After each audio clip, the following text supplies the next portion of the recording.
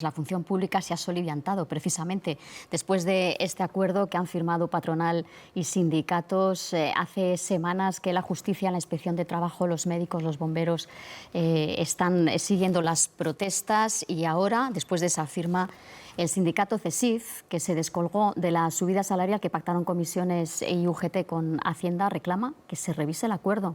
Está con nosotros Miguel Borra, el presidente de CESIF. Buenos días. Muy buenos días.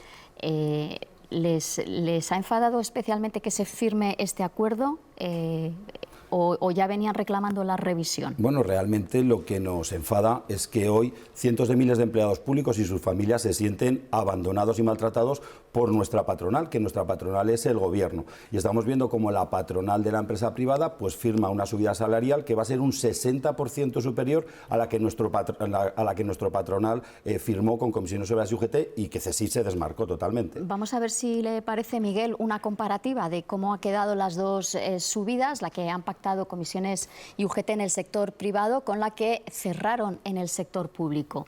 El acuerdo de negociación colectiva establece, vamos a verlo, una subida del 4% este año y del 3% los dos siguientes, con una cláusula adicional del 1% si la inflación superara ese alza salarial en alguno de los años.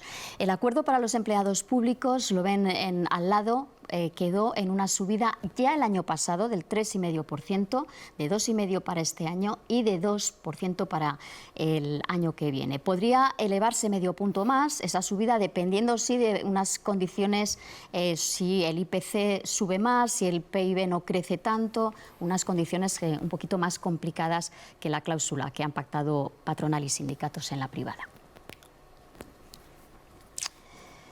Bueno, viendo esa comparativa, Miguel, ¿el CESIF se conformaría con la subida que han pactado Comisiones y UGT con CEO y CEPIME? Bueno, viendo esta subida, lo primero que hay que decir es que ya el año pasado perdimos 5 puntos de poder adquisitivo porque la inflación estuvo en 8,5 puntos, y nosotros lo que le hemos exigido y le exigimos al Gobierno es que convoque inmediatamente la Mesa General para volver a renegociar las condiciones laborales, porque lo que no podemos olvidar es que, por ejemplo, los empleados públicos llevamos arrastrando una pérdida de poder adquisitivo del 20%, que nuestras pagas extras desde el año 2010 no son pagas extras completas. Por ejemplo, un grupo A1, una médico o un profesor pierde todos los años 1.600 euros por los recortes que tiene las pagas extras, y un maestro o una enfermera pierden 1.000 euros. Para esto también hemos ahora hecho una iniciativa.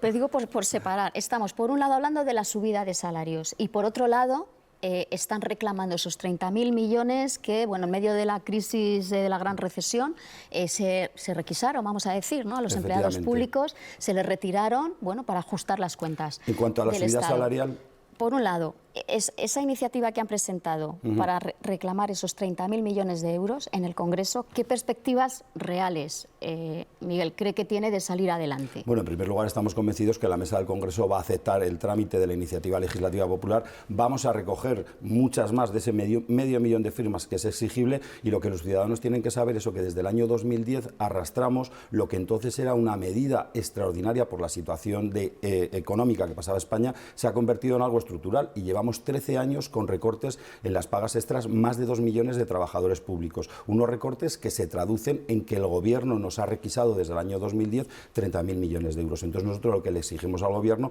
es que ya quite esa medida que desde hace 13 años lastra las pagas extras de los empleados públicos. Y por esa medida, ¿qué respuesta les da el Gobierno? Bueno, ¿Lo ven posible, lo ven probable? El Gobierno no ha querido sentarse a negociar. Cuando decía la ministra que este es el Gobierno del diálogo social, pues tenemos que decir que si el acuerdo salarial de octubre se negoció es porque este sindicato el 24 de septiembre salió a las calles de Madrid y llenamos las calles de Madrid. Este Gobierno no quiere negociar, y a nuestra propuesta histórica de recuperar la estructura salarial que el señor Zapatero nos quitó, pues siempre hemos obtenido la callada por respuesta. Porque dice usted, bueno, le reclamamos al Gobierno, y los otros sindicatos que también negocian, también se sientan. El CESIF no es el único sindicato que representa a los funcionarios. Los otros sindicatos que también se sientan, ¿qué dicen de esto de los 30.000 millones? En estos momentos yo tengo que decir que en el mes de octubre el acuerdo que suscribieron Comisiones Obreras y UGT obviaron recuperar los recortes del año 2010. Nosotros desde el minuto cero estamos exigiendo que esa estructura salarial que teníamos previa al recorte del Gobierno socialista del señor Zapatero se recupere, porque al no recuperarse lo que hace es perpetuar en el tiempo esa quita que tenemos todos los empleados públicos en las pagas extras.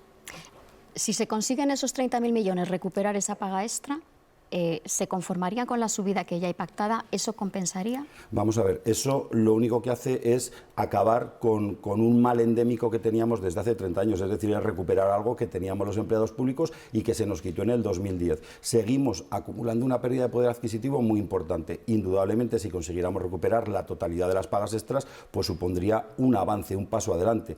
Indudablemente, si conseguimos renegociar y esta subida que para el ejercicio 23 la tenemos en 2,5 puntos, consiguiéramos equipararla a la que se ha firmado por la patronal en el sector privado a 4 puntos, pues sería recuperar 1,5 puntos más. Seguimos estando muy lejos de lo que sería nuestro objetivo, que es recuperar el poder adquisitivo perdido a lo largo de estos años, pero serían avances y desde luego para eso lo que necesitamos es que el Gobierno quiera sentarse a negociar. Usted insiste, el Gobierno que se siente a negociar, pero los funcionarios dependen del Gobierno, del Estado, dependen de las comunidades, dependen de los ayuntamientos. De hecho, la mayor parte, corríjame si no es así, que tengo el dato un poco de memoria, de los 2.700.000 funcionarios que hay en España, prácticamente 1,5 millones corresponden a las autonomías. ¿En esto hay diferencias entre las autonomías? ¿O no? ¿También les piden a las autonomías que se negocien esto, que estén tan repartidos los funcionarios, que haya tantas diferencias salariales? Lo vimos el fin de semana, las protestas de los policías. En unas autonomías, autonomía respecto a ayuntamientos dentro de la misma comunidad o provincia. ¿Esto complica mucho la negociación? Efectivamente, al Gobierno central lo que le tenemos que exigir son las retribuciones básicas que van derivadas de los presupuestos generales del Estado. Luego hay muchas condiciones laborales que las tenemos que negociar con las distintas administraciones porque estamos transferidos. La mayor parte de los empleados públicos de este país dependen de las comunidades autónomas o dependen de los ayuntamientos. Y lo que está claro es que hay un gran malestar, por así decirlo. Este fin de semana salíamos también CESIF junto con Jupol y con Jucil pues a exigir equiparación salarial, es decir, igual trabajo, igual salario, que es otra de las demandas históricas que tenemos. No entendemos por qué, según usted esté trabajando de médico en el hospital de Guadalajara, pues cobra distinto que el médico que está trabajando en Alcalá de Henares. Pero el Gobierno central tiene una serie de competencias que influyen absolutamente en todas. Y esto es lo que se negocia en los presupuestos generales del Estado, que son las subidas de lo que son las retribuciones básicas de cualquier empleado público, que esas sí que son iguales en toda España. Estamos viendo mucho descontento entre los funcionarios, entre los empleados públicos. Decíamos, bueno, pues desde los policías, la justicia, estamos viendo esos paros, los inspectores de trabajo, la seguridad social también dice que no tiene medios y bueno, muchas de estas, la sanidad, hemos visto, muchas de estas carencias las viven, las sufren también los ciudadanos. Por otro lado, este es el año en el que el año de las oposiciones se ha llegado a plantear porque hay una convocatoria importante de récord de empleo público. Estamos en un momento de muchas protestas porque la situación ha llegado a un punto en el que ya no se podía sostener más.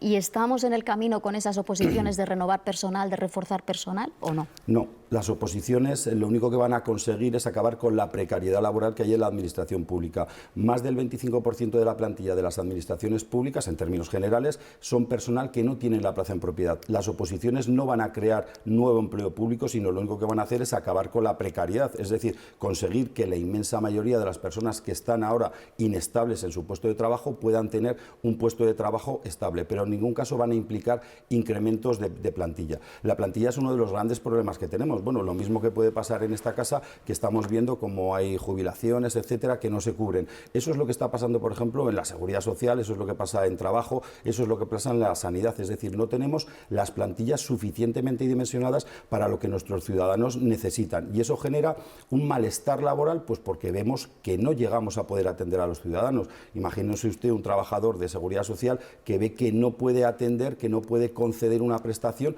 pues porque no tiene tiempo material o no tiene recursos materiales suficientes para hacerlo. ¿Y eso en qué está derivando? Pues la manifestación de este sábado de los compañeros de Jupol y de Jucil apoyados por nosotros, la huelga en justicia, que llevamos ya unos cuantos días de huelga y más que quedan, inspección de trabajo, que ya hemos tenido días de huelga, o la más que previsible huelga que convocaremos no tardando mucho en seguridad social. Y todo lo que hemos visto en sanidad, también en las diferentes autonomías. Siempre se suele comentar cuando se habla de los funcionarios y del sector privado, siempre se decía, bueno, pues que los funcionarios tienen otras condiciones mejores al salario, pues tienen estabilidad, empleo fijo, mejores horarios.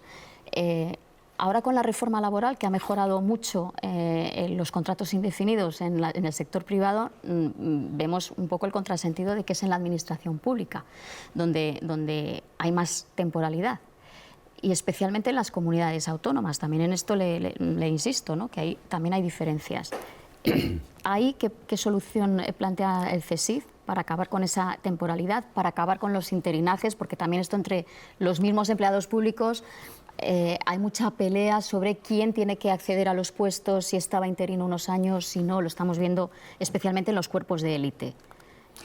Efectivamente, el problema de la temporalidad es un problema que afecta muchísimo más a las administraciones públicas que en la empresa privada. Lo primero que hay que exigir a las administraciones es que cumplan sus propias normas. Es decir, no es lógico que, por ejemplo, haya personas con la oposición aprobada, como pasa en el SEPE, con la falta de personal que tenemos en el SEPE y que la administración no los incorpora teniendo ya la oposición aprobada. No es lógico que hayamos estado muchos años en que prácticamente no se han convocado plazas, o no es lógico que haya oposiciones que hasta que la persona que aprueba la oposición se puede incorporar a su puesto de trabajo pasen 4 o 5 años. Así vamos haciendo una bolsa de interinaje, que es lo que estamos hablando. Más del 25% de las plantillas de las administraciones públicas están en una situación de inestabilidad. Hay muchísimos aspectos en los que se puede trabajar. El teletrabajo, por ejemplo, lo tenemos firmado con la Administración General del Estado desde el año 21 y todavía no se ha desarrollado. El tema de la promoción interna. La promoción interna es muy importante porque es un incentivo para que el trabajador, el empleado público, siga formándose, quiera subir en sus puestos de trabajo.